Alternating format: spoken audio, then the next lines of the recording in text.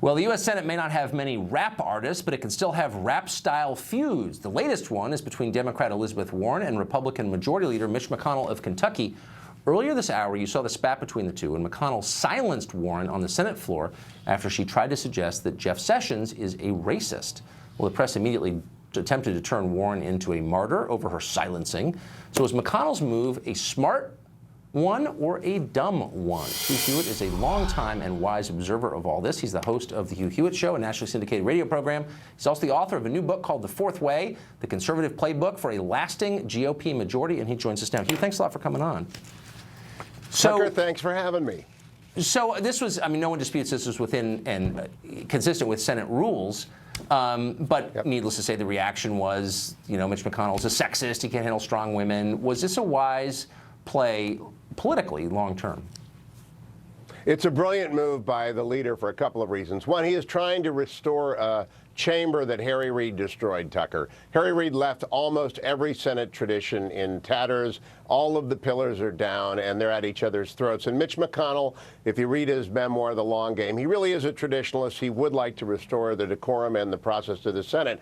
But in my view, as a Republican, as a partisan, making Elizabeth Warren the face of the Democratic Party is a brilliant stroke. I mean, if they can tag team her with Bernie Sanders, and you can have a liberal law professor from Massachusetts and a socialist from Vermont tag team the leadership of the Democratic Party, I am very happy. The last time a left-wing law professor led the Democratic Party, at the end of his 8 years, they were down 12 net seats in the Senate, 50-plus seats in the House, 14 governorships, and 900 state legislators. So I'm all for left-wing law professors becoming the face of the Democratic Party. Really? I mean, I don't know. I mean, I see your point. I think it's a smart point. But I also think, in fact, I'd bet money that if Elizabeth Warren had received the Democratic nomination, she'd be the president right now. Because she is in line with what Democratic voters think. She has a worldview. She can articulate. I don't agree with it. But she's not just an identity politics person. She's got a consistent left-wing economic view that has a lot of support in the country. She is also a very good law professor. I want to give her credit where credit is due. Tom Cotton had her in class and said she's a fine law professor. But honestly, Tucker, I don't think Hillary Clinton was that bad of a candidate that Elizabeth Warren would have been so much better she would have won. America is a center-right country, as noted by those other elections I pointed out, the loss of the Senate, the loss of the House, the loss of the governorships, the 900 state legislators.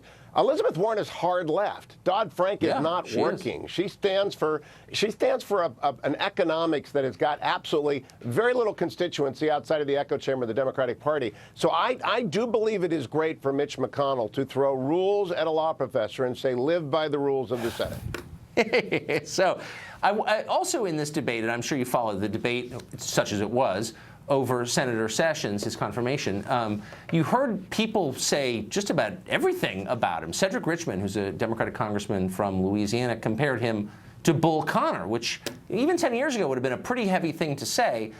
I wonder now if anyone even noticed. I mean, if everyone is Bull Connor, is anyone Bull Connor? Does this kind of rhetoric even have an effect anymore, do you think? That's the key question, Tucker. It's very dispiriting. I've worked for two Attorney General, Attorney General Bill Smith, Attorney General Ed Meese. They're both fine men. Jeff Sessions is arguably the best prepared man to be Attorney General in the last 50 years. Deputy Assistant U.S. Attorney, United States Attorney, State Attorney General, 4 times a United States Senator on the Senate Judiciary Committee. Everybody in the Democratic caucus knows better than what they said. They will tell you that off the record. And it is disgraceful what they said about Sessions. He'll be a great AG. And I just do think all standards have gone, and I blame Harry Reid, who, by the way, also enabled Jeff Sessions to get confirmed by using the Reid rule to destroy the filibuster. But it's Harry Reid's legacy. It's a mess. It's a completely uncivil place that I don't know that Mitch McConnell can repair even if he wants to. And I'm not sure we want to repair it until after Gorsuch is confirmed. It's a pretty uncivil country, though, all of a sudden. So you just wrote a book on the Fourth Way. What's the Fourth Way?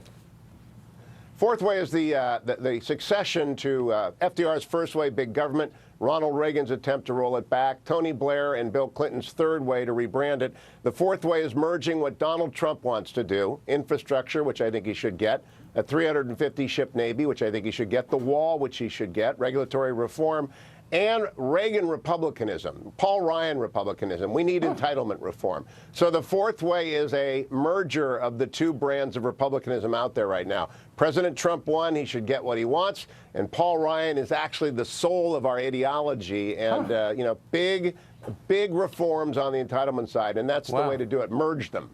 Boy, if those groups can live together, that would be formidable. Hugh Hewitt, thanks a lot for this.